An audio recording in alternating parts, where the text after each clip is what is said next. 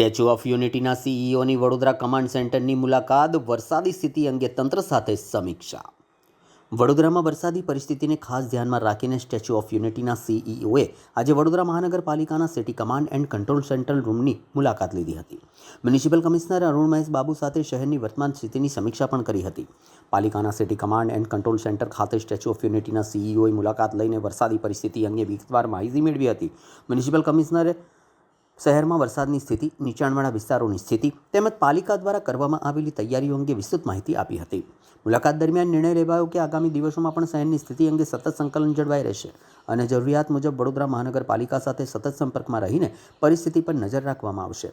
Municipal commissioner અને એસઓયુના સીઈઓએ જણાવ્યું હતું કે હાલ વડોદરાની સ્થિતિ સામાન્ય છે. પાલિકા અતિભારે વરસાદની સંભાવનાને ધ્યાનમાં રાખીને સંપૂર્ણ એલર્ટ મોડ પર કાર્યરત છે. ત્યારબાદ બંને અધિકારીઓએ ફાયર કંટ્રોલ રૂમની પણ મુલાકાત લીધી હતી.